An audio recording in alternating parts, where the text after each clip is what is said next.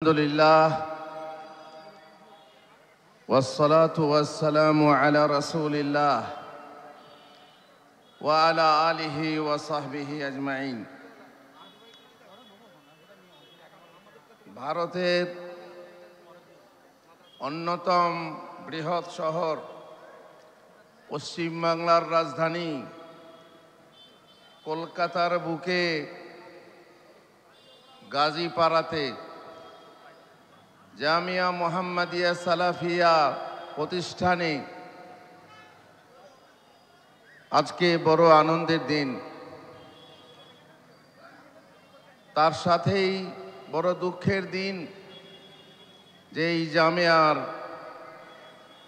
অন্যতম প্রতিষ্ঠাতা হাজী মোহাম্মদ সুলাইমান সাহেব আল্লাহর জিম্মায়, আল্লাহ ইয়ারহামহু ওয়া ইদখিলহু ফাসিহা জান্নাতে, আল্লাহুম্মা আমিন। যারা এই মাদ্রাসার সাথে সংযুক্ত, এই মাদ্রাসার সাহায্য সহযোগিতা তথা যারা দান দিয়ে, যারা পরামর্শ দিয়ে, দোয়া দিয়ে সহযোগিতা করেছেন, তাদের সামনে তাদের দান যে বৃথা যায়নি, তাদের শ্রম যে বৃথা যায়নি, তা আপনারা চোখের সামনে দেখছেন। গাজীপাড়ার উজ্জ্বল আকাশে আজ উজ্জ্বল তারকা। গাজীপাড়ার মাদ্রাসা মোহাম্মদিয়া, জামিয়া মোহাম্মদিয়ার বাগানে আজ এত ফল ধরেছে, এত ফুল ফুটেছে, যেটা আপনাদের চোখের সামনে দৃশ্যমান। আপনাদের দান বৃথা যায়নি, আর আপনাদের দানের বলে যে বরকত হওয়ার কথা, সেই বরকত বৃথা যায়নি, কোনোদিন যাওয়ার নয়। রাসূলুল্লাহ সাল্লাল্লাহু আলাইহি সাল্লামের যুগে দুই ভাই, তার মধ্যে এক ভাই শিল্পী ছিলেন, তিনি কাজ করতেন, আর এক ভাই রাসূলুল্লাহ সাল্লাল্লাহু আলাইহি সাল্লামের দরবারে গিয়ে ইলম চর্চা করতেন, ইলম শিক্ষা করতেন। শিল্পী ভাই মুহাম্মদুর রাসূলুল্লাহ সাল্লাল্লাহু আলাইহি ওয়াসাল্লামকে অভিযোগ করলেন যে আমার ভাই আমার কোনো সহযোগিতা করে না, আমার শিল্প কাজে, আমার হাতের কাজে কোনো সহযোগিতা করে না। তার মানে উদ্দেশ্য হলো যে যদি সে আমার সহযোগিতা করত, আমার সংসারটা, আমাদের সংসারটা ভালো চলতো, আমাদের রুজি বৃদ্ধি পেত। রাসূলুল্লাহ সাল্লাল্লাহু আলাইহি ওয়াসাল্লাম বললেন, লাআল্লাকা তুরযাকু বিহ, তুমি জানো না, সম্ভবত তুমি এরই কারণে রুজি পাচ্ছ। তোমার শিল্পের যে বরকত, এরই কারণে যে ইলম চর্চা করছে। অতএব তালিবে ইলমিকে যদি কেউ সাহায্য করে, কোন ব্যবসায়ী যদি সাহায্য করে, তার ব্যবসায় বরকত হবে। কোন চাকুরে যদি সহযোগিতা করে, তার চাকুরে পয়সায় বরকত হবে। চাষি যদি সহযোগিতা করে, তার চাষে বরকত হবে। এই বরকত হবে শুধু তালেবে ইলমিকে সাহায্য করার জন্য।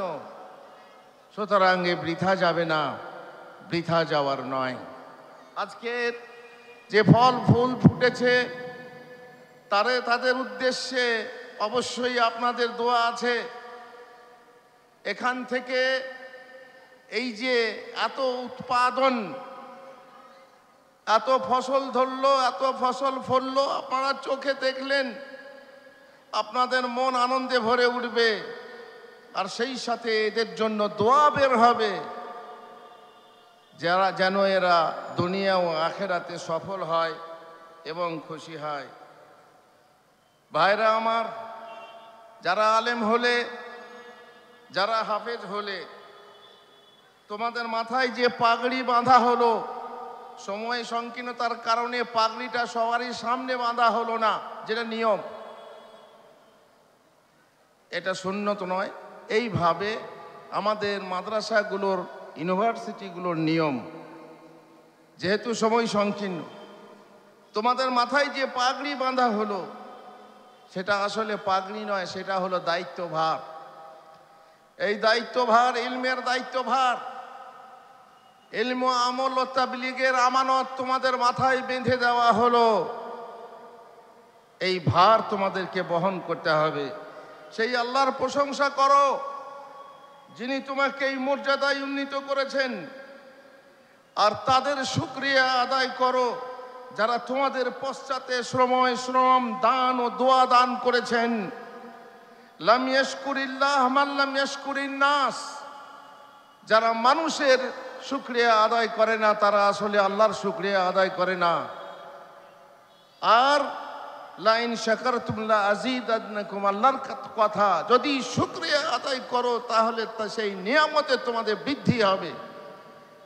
শুকরিয়া আদায় করো এই মাদ্রাসার কর্তৃপক্ষকে, শুকরিয়া আদায় করো যারা তোমাদের ওস্তাদ, যারা তোমাদেরকে শিক্ষা দিয়েছেন, যারা এখানকার সদস্য, সেক্রেটারি, সভাপতি এবং যারা যে কোনোভাবে জড়িত তাদের শুকরিয়া আদায় করো। এলেম তলব করতে থাকো। মাথায় পাগড়ি বেঁধে নিলে পড়া শেষ হয়ে গেল, এটা পড়ার শেষ নয়, এটা পড়ার শুরু। মাদ্রাসা তোমাকে পড়াশোনা করার মানহাজ দেয়, সব কিছু একসাথে শিখিয়ে দেয় না। পড়াশোনা বন্ধ রেখো না, যাতে তোমার যোগ্যতা বাড়ে, জ্ঞান গভীর হয়, গভীর থেকে গভীরতর হয়। কোনো কাজে যোগদান করলেও তুমি তোমার পড়াশোনা চালিয়ে যাও। দেশের ভিতরে বা বাইরে বড় কোনো ভার্সিটিতে উচ্চ শিক্ষার সুযোগ গ্রহণ করো। মানহাজি কিতাব পড়ে মুতালা ওয়াসি করো।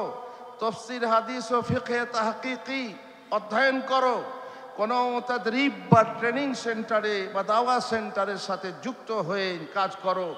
স্বেচ্ছাসেবী হয়ে কোথাও অধ্যাপনা করো, অথবা ইলমের যাকাত আদায় স্বরূপ তুমি দাওয়াতের কাজ করো।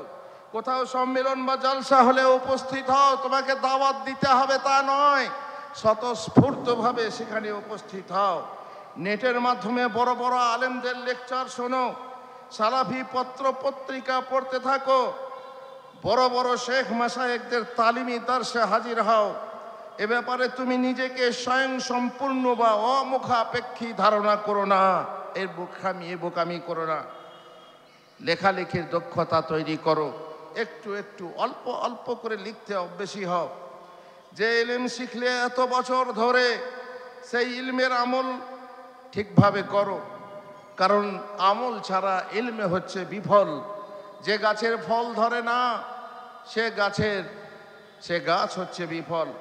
ফরজ পালন করো, হারাম বর্জন করো, সুন্নাহর অনুসারী হও, মাকরুহ থেকে পরহেজ করো, সুন্দর চরিত্র গঠন করো, সামাজিক ও মানবিক হও, পরোপকারী ও গরিব দরদি হও, জামাত সহকারে নামাজ আদায় করো, মানুষের সাথে ভালো ব্যবহার করো, তামাকজাত দ্রব্য গুল গোরাকু জর্দা খৈনি থেকে, গুটকা থেকে, বিড়ি সিগারেট থেকে দূরে থাকো, ফাসেকদের লেবাস ব্যবহার থেকে দূরে থাকো, গাঁটের নিচে কাপড় পরিধান করা থেকে, দাড়ি ছাঁটা থেকে, দাড়িকে ছোট করা থেকে এবং চাঁচা থেকে বাঁচো।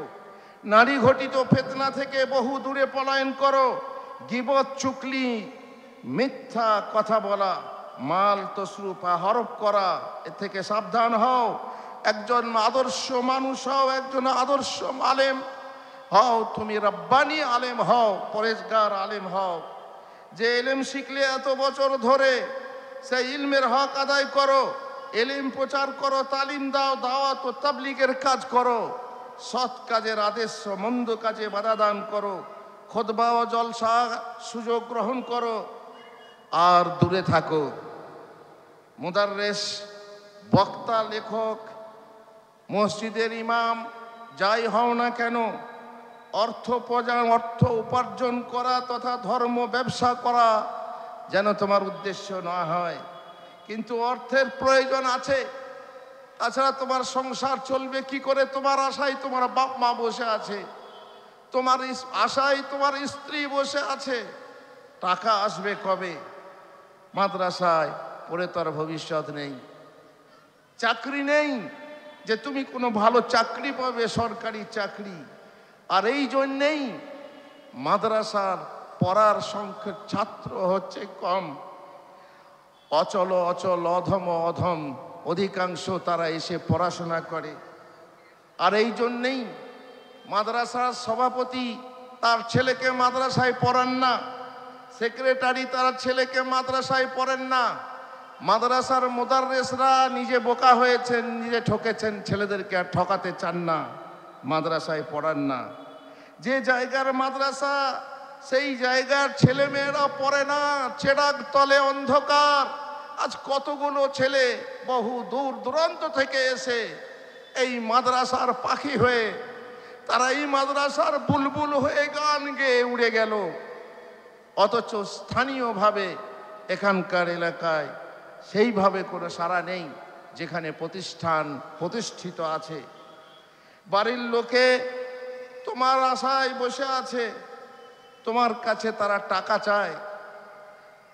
তারা বাড়ির লোক তোমাদেরকে বলে রাশি রাশি মিল করিয়াছে জড়ো, রচিতেছ বসি পুঁথি বড় বড়, বই তো খুব লিখছ, মাথার ওপরে বাড়ি পড়ো পড়ো, তার খোঁজ রাখো কি?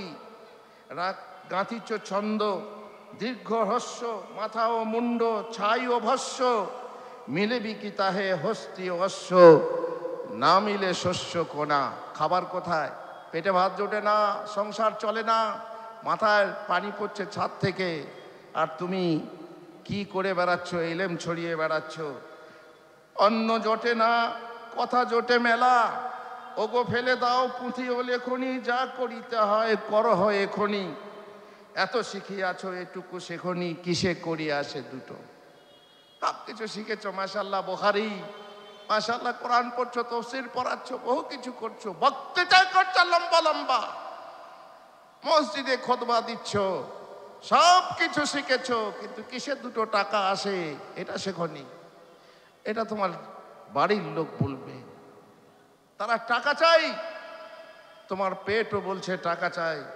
ঠিক আছে, উপযুক্ত কাজ খুঁজে নাও, কিন্তু দুনিয়াদার হয়ে যেও না, দুনিয়ার দাস হয়ে যেও না, টাকা দাস হয়ে যেও না। রাস যে তাজ বিষয়ে আনে মুহূর্তে বিনাশ। দুনিয়ার ব্যাপারে তুমি সতর্ক হও, আর মনে রেখো, খবরদার যেন তাদের দলভুক্ত হয়েও না। বাল তুসিরুনাল হায়াতাদ দুনিয়া ওয়াল আখিরাতু খায়রুন ওয়া আবকা। দুনিয়াকে প্রাধান্য দিও না, আখিরাতকে প্রাধান্য দাও। আখিরাতই হচ্ছে চিরস্থায়ী অনন্তকালের জন্য। দুনিয়ার জীবন 60-70-80 বছর কেটে যাবে, কিন্তু মরণের পরে যে জীবন আছে সেই জীবনটা অনন্তকালের জীবন। সেই জীবনে কোথায় বাস হবে তোমার, সেই খেয়ালটা আগে রাখো। তবে হ্যাঁ, ওয়াবতাগি ফীমা আতাকাল্লাহু দারাল আখিরাতা ওয়ালা তানসা নাসিবাকা মিনাদ দুনিয়া। তুমি যা পেয়েছো, যেটুকু পেয়েছো, তারই মাধ্যমে তুমি আল্লাহর সন্তুষ্টি কামনা করো। আর দুনিয়ার যেটুকু তোমার পাওয়ার কথা সেটুকু তুমি ভুলে যেও না।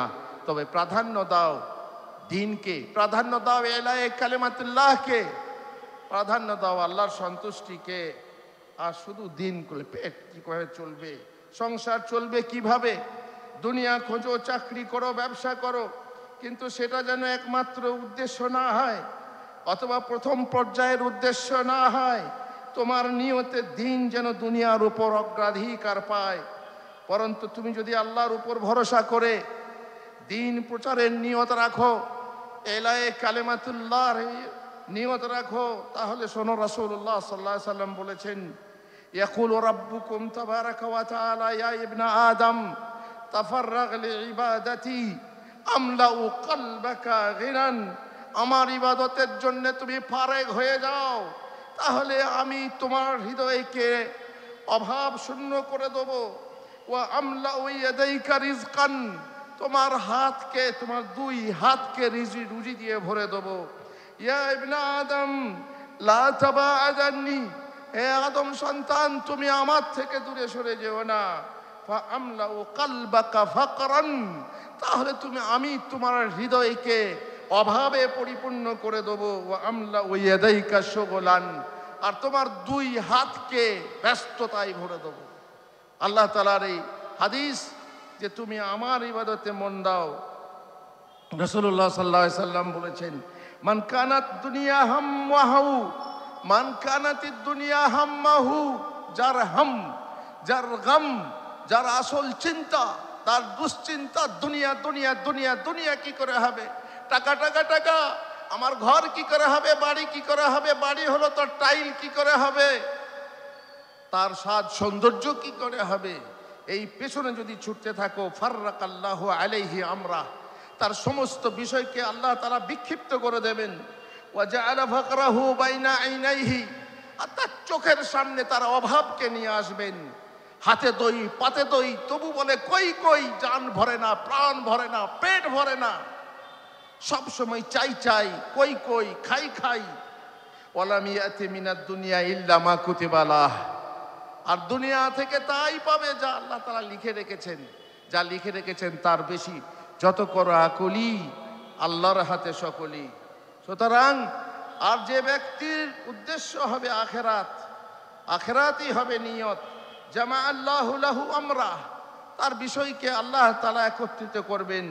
ওয়া জাআলা গিনাহু ফি কলবিহি, আল্লাহ তাআলা তার হৃদয়ের ভিতরে ধনবত্তাকে ভরে দেবেন। ওয়া আতাতহু দুনিয়া ওয়া হিয়া রাগিমা, আর দুনিয়া তার পেছনে পেছনে ছুটে আসবে। সে বলবে আমি দুনিয়া চাই না, দুনিয়া তার পিছনে আসবে। আল্লাহর উপরে যদি কেউ ভরসা করে, আল্লাহর দ্বীনকে যদি কেউ প্রাধান্য দেয়, আল্লাহর সন্তুষ্টিকে কেউ প্রাধান্য দেয় এবং সেই মতো কাজ করে, সেই মতো চলে, দুনিয়া তার পেছনে পেছনে ছুটে আসবে। ইমাম হও, মুদাররিস হও, বক্তা হও, লেখক হও, তুমি নিয়তে ইখলাস রাখো, নচেত পরকালের শাস্তির জন্য প্রস্তুত থেকো।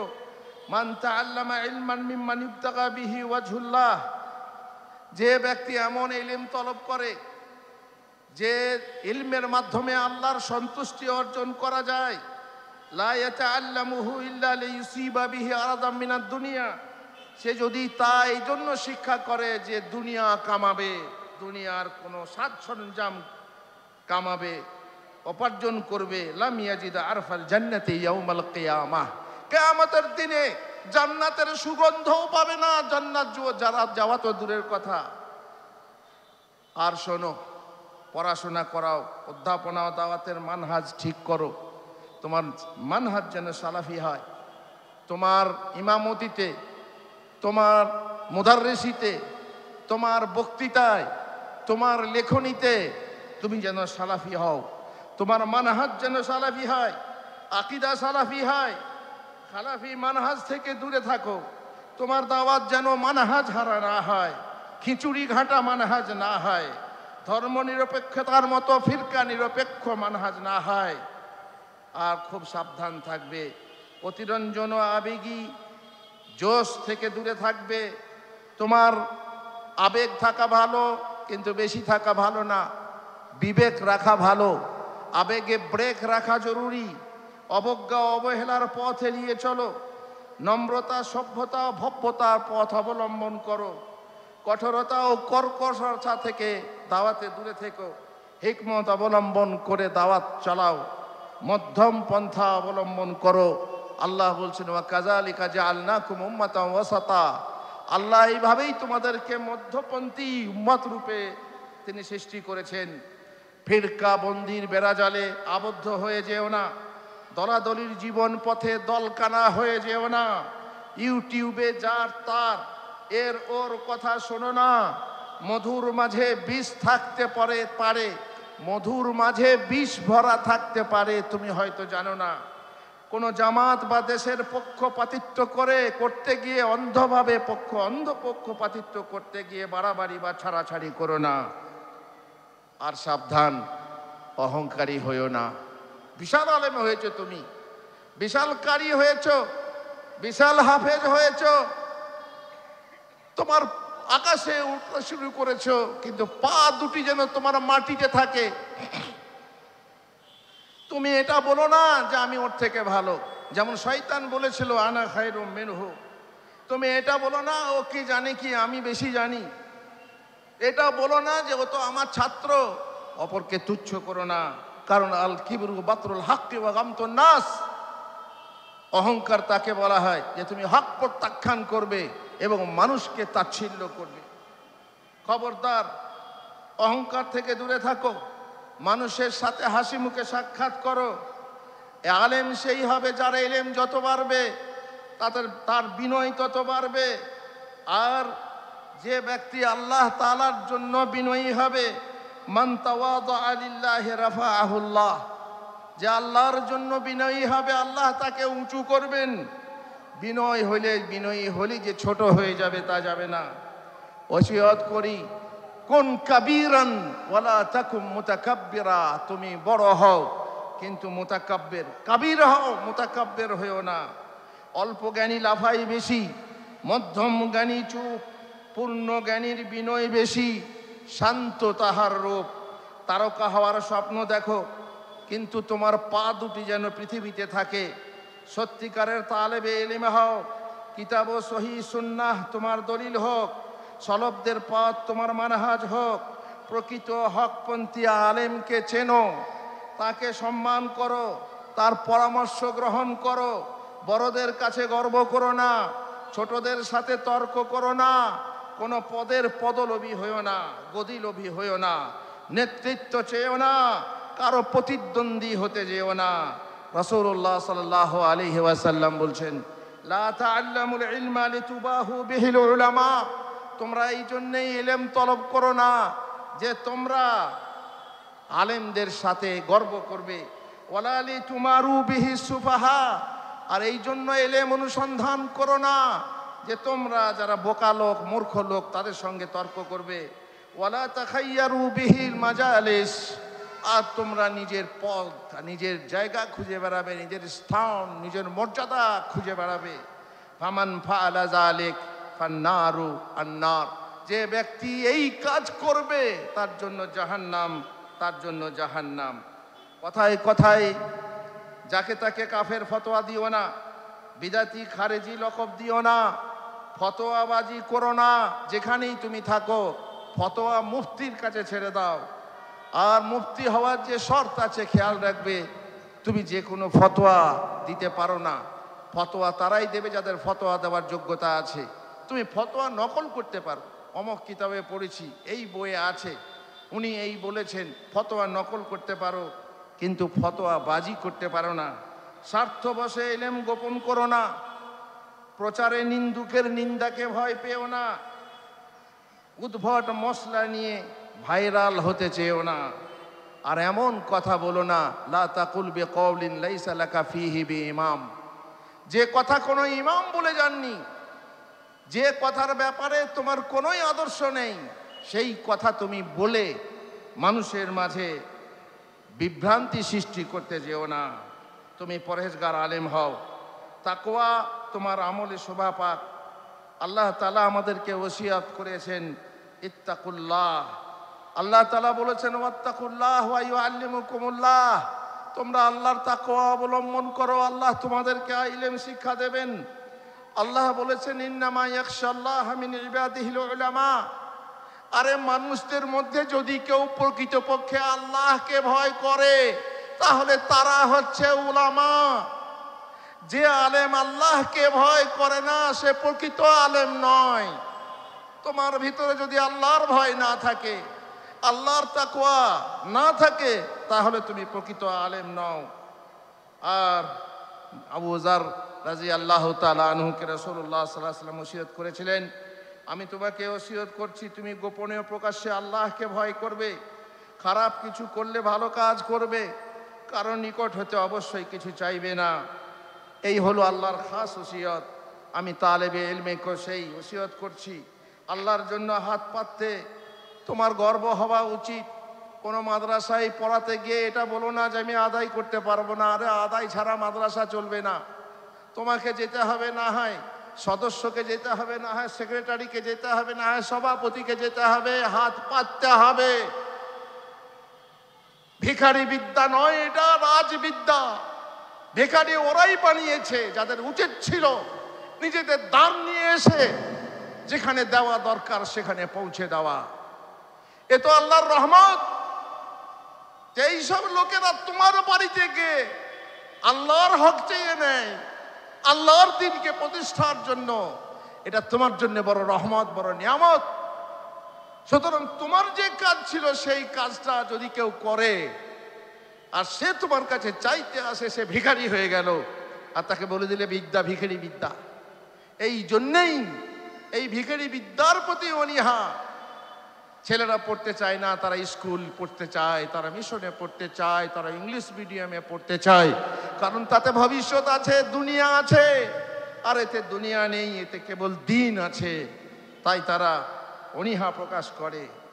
আর খবরদার, পরকে উপদেশ দিতে নিজেকে ভুলে যেও না। আতামুরুনান নাসা বিল বিররি ওয়া তানসাউনা আনফুসাকুম ওয়া আনতুম তাতলুনাল কিতাব। আল্লাহর কিতাব পড়ছো আর তুমি নিজেকে ভুলে যাচ্ছ, অপরকে নসিহত করছো আর তুমি নিজেকে ভুলে যাচ্ছ। এটা করো না। ভালো করিবারে যার বিষম ব্যস্ততা, ভালো হইবারে তার অবসর কথা। হাফেজ সাহেবরা, আল্লাহ তোমাদেরকে হাফেজ বানিয়েছেন, আল্লাহ তোমাদেরকে শ্রেষ্ঠ উম্মত বানিয়েছেন। আল্লাহু আকবার। খায়রুকুম মান তাআল্লামাল কোরআন ওয়া আল্লামাহ। তোমাদের মধ্যে শ্রেষ্ঠ সেই ব্যক্তি যে কোরআন শিক্ষা করে কোরআন শিক্ষা দিয়েছে। তোমাদের এত মর্যাদা যে মসজিদে যদি হাফেজ সাহেব থাকে তাহলে সেই হচ্ছে ইমামতির বেশি যোগ্য। যদি ৩-৪ ব্যক্তি একসঙ্গে মারা যায়, কবরে একসঙ্গে দাফন করতে হয়, হাফেজ সাহেব তোমাকে আগে কবরে রাখা হবে। হাফেজ সাহেব তুমি ইমাম। ইমাম শব্দটা দুটো ভাই মানেতে অর্থ ব্যবহার হয়েছে। এক হচ্ছে দুনিয়ার ইমাম, রাজা, বাদশাহ, নেতা। আর তুমি হলে তোমার রাজত্ব, তোমার মসজিদ, তোমার জামাত, তোমার হচ্ছে রাজত্ব, সেখানে তুমি ইমাম। যদিও মানুষ তোমাকে তুচ্ছ করে, মানুষ তোমাকে ছোট করে, আল্লাহুল মুস্তাআন। হাফেজ সাহেবের তোমাদের মাথায় কাল কিয়ামতের দিনে মুকুট পরানো হবে, তোমার মা বাবাকে খাস লিবাস পরানো হবে, তোমাকে বলা হবে হাফেজ সাহেব তুমি কোরআন পড়তে থাকো, ইকরা ওয়ারতাকি, পড়তে থাকো আর চড়তে থাকো। এক একটা তলা, এক একটা মঞ্জিল, এক একটা মর্যাদা উত্তীর্ণ করতে থাকো। হাফেজ সাহেব পড়তে থাকবে আর পড়তে থাকবে, শেষ পর্যন্ত যত আয়াত তার কাছে থাকবে সব পড়ে ফেলবে। আল্লাহ বলবেন ফা ইন্না মানজিলাতাকা ফি আখিরি মা তাকরাউ। আল্লাহু আকবার। যে আয়াত তুমি শেষ করবে, পড়ে শেষ করবে, সেই মঞ্জিল, শেষ মঞ্জিল হবে তোমার। হাফেজ সাহেব পড়তে থাকবে আর চড়তে থাকবে। মনে করুন কোরআন মাজিদে ৬৬৬৬টা আয়াত আছে। ৬৬৬৬ যদি আয়াত থাকে তো হাফেজ সাহেবের মঞ্জিল কত হবে? ৬৬৬৬টা। আল্লাহু আকবার। হাফেজ সাহেবের এত মর্যাদা। কিন্তু হাফেজ সাহেব তোমাদেরকে নসিহত করি, কোরআন ভুলে যেও না, কোরআন মুরাজা করো। কারণ ফাইন্নাহু আসাদ্দু তাফাল্লুতান মিনাল ইবিলি ফি উকুলিহা। উট যেমন তার বাঁধার জায়গা থেকে তাড়াতাড়ি পালিয়ে যেতে চায়, ঠিক সেই রূপই কোরআন তার থেকে বেশি তোমার কাছ থেকে পালাতে চাইবে। সুতরাং হাফেজ সাহেব হলে, হাফেজ সাহেব নাম নিলে, হাফেজ সাহেব তোমাকে বলা হলো, অথচ তোমার ভিতরে যদি হিফজ যে পাকা না থাকে আর তুমি যদি বলো আমি হাফেজ সাহেব, তাহলে মিথ্যা বলা হবে। সুতরাং হিফজটাকে ধরে রাখো বুকের ভিতরে। এ হচ্ছে আল্লাহর ইলম। আর এই ইলম করে শুধু বসে থেকো না। এই যে মর্যাদাগুলো বলা হলো কোন হাফেজের জন্য? যে হাফেজ মানে বুঝবে, যে হাফেজ সেই অনুযায়ী আমল করবে, তাদের জন্য ইকরা ওয়ারতাকি। অতএব তুমি হাফেজ হয়ে ক্ষান্ত হয়ে যেও না, বরং হাফেজ হওয়ার পর আলেম হও। কোরআনের মানে শিখো, তাফসীর শিখো। আলেম হলে তুমি বড় আলেম হবে। হাফেজ আলেম যদি কে হয় সে বড় আলেম হয়, সব জায়গায় প্রাধান্য পায়। মদিনা ইউনিভার্সিটিতে যদি 5 কি 3টে ছেলে যায়, তার মধ্যে যে হাফেজ তাকে প্রাধান্য দেওয়া হয়, যে হাফেজে কোরআন। হাফেজের কোরআনের এত মর্যাদা। হাফেজ সাহেব ভয়ানক দুটো হাদিস তোমাদেরকে বলে আমি শেষ করব। 1 নম্বর হাদিস হচ্ছে রাসূলুল্লাহ সাল্লাল্লাহু আলাইহি ওয়াসাল্লাম তিনি স্বপ্নে দেখলেন একটা লোকের মাথায় ফেরেশতা পাথর মারছে। পাথর মেরে তার মাথা চূর্ণ বিচূর্ণ হয়ে যাচ্ছে, পাথর গড়িয়ে চলে যাচ্ছে। পাথরটা আবার ফিরিয়ে আনতে আনতে দেখছেন মাথা আবার ঠিক হয়ে গেছে, আবার পাথর মারা হচ্ছে, আবার চূর্ণ বিচূর্ণ হয়ে যাচ্ছে, আবার গড়িয়ে যাচ্ছে।